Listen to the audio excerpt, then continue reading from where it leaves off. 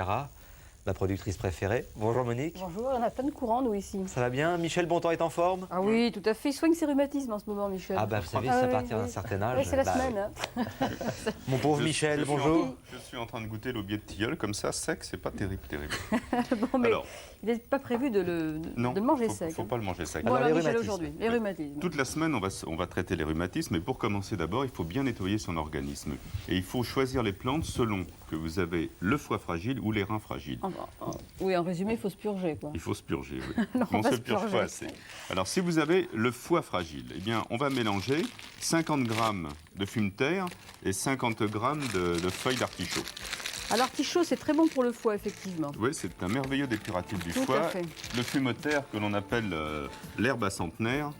Fume terre et artichaut. Paraît-il qu'en buvant tous les jours une tasse d'infusion de fume de terre, on est garanti de vivre plus de 100 ans. Ah bon? Oui, c'est dans tous les livres. Ah bah Alors, 50 grammes faut- de chaque. Et puis, On mélange bien. vous le mélangez bien à la main. Surtout, il faut toujours uniquement artichaut, fume terre, on n'ajoute rien d'autre. Non, hein. c'est largement suffisant. Voilà. Ça, il faut le prendre pendant 3 semaines à raison de 4 cuillères à soupe pour 1 litre d'eau. On Oui. laisse bouillir 2 minutes, on fait infuser 10 minutes et on boit dans la journée. Ça, c'est si vous avez le foie. Maintenant, si vous avez... Vous ne voulez pas le préparer, là? Non, je vais préparer l'autre. Maintenant, si vous avez les reins, si vous éliminez mal, et ça, ou vous le savez ou vous demandez à votre médecin, bien sûr, si vous avez les reins fragiles, qui éliminent très mal, eh bien, vous choisissez 2 autres plantes, qui sont l'arpagophytum. Ah oui, l'arpagophytum, c'est effectivement qui est Voilà, bien l'arpagophytum. connu pour et vous- faire fonctionner, pour éliminer, pour faire Oui, fonctionner les reins. c'est hein, un ça. draineur qui, paraît-il, serait capable d'éliminer même les calculs au niveau des reins. L'arpagophytum et le puis, sol. Le sol. Alors, on le mélange à part égale, 50 Ce grammes de sont chaque. des racines? Non, l'arpagophytum, oui. On appelle là la griffe du diable, et ça, c'est l'écorce du sol. L'écorce du sol, oui. Voilà. Voilà. Alors, à part égale, Donc. et on va rajouter un petit peu d'arpagophytum pour faire la bonne dose. Voilà. L'équivalent de 3 cuillères à soupe pour 1 litre, mais c'est un petit peu plus compliqué parce qu'il faut verser de l'eau dessus, et là... De l'eau froide. De l'eau froide, un demi-litre.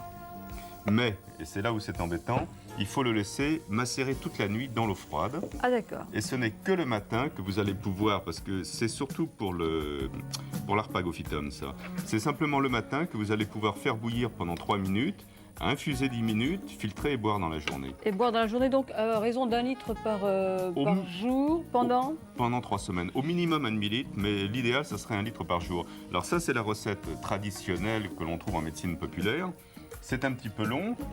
Après, vous pouvez donc, vous le mettez dans un verre. Il faut toujours protéger des rayons du soleil parce que les plantes se détériorent vite, et le boire dans la journée.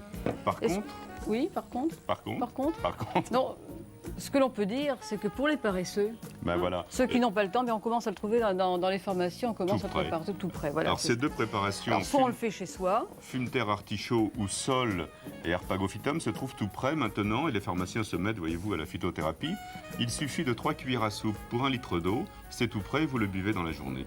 Et c'est récent, c'est nouveau, et moi ça me fait très plaisir parce que ça prouve que les pharmaciens ont bien compris l'intérêt des plantes, et maintenant on le trouve dans toutes les pharmacies. voilà. Et comment est-ce que l'on fabrique tout ça? Bien, c'est le sujet d'un petit film que je vous propose tout de suite de regarder avec nous. La nature a mis à notre disposition tous les éléments nécessaires au maintien du parfait équilibre de notre organisme. Des milliers de plantes qui poussent dans nos campagnes, toutes ont des vertus particulières. D'instinct, la médecine populaire les a largement exploitées. Aujourd'hui, la science permet d'en comprendre les mécanismes et d'aller encore plus loin dans ses résultats. Mais pour passer des filtres d'autrefois à la médecine de l'an 2000, il a fallu tout le savoir-faire de chercheurs enthousiastes, parmi lesquels l'équipe de Phytodif, actuellement leader en Europe de la médecine par les plantes, et qui donne au mot phytothérapie son sens le plus noble. La phytothérapie se propose surtout de soigner les petits maux quotidiens. Ça, c'est le champ privilégié d'action de la phytothérapie. Et effectivement, il existe des plantes médicinales dont on connaît maintenant et on maîtrise bien les propriétés et qui sont très efficaces dans le traitement des pathologies fonctionnelles. Alors, si vous voulez, ce qu'il faut bien comprendre, c'est que tout le système biologique de l'être humain, tout le système cellulaire baigne dans l'élément liquide. C'est 80% de l'être humain qui est liquide et 20% seulement solide. Alors, si vous voulez, on voit le rapport privilégié qui existe entre l'eau, l'élément aqueux, et les plantes dépuratives qui, justement, vont stimuler la fonction émonctorielle et qui vont permettre à ce bain d'éliminer toutes ces toxines, tous ces résidus toxiques. Ça, c'est l'une des particularités des plantes dépuratives. Alors, les plantes dépuratives, elles sont nombreuses. Vous avez l'artichaut, qui est connu pour son action sur la vésicule biliaire, sur le foie.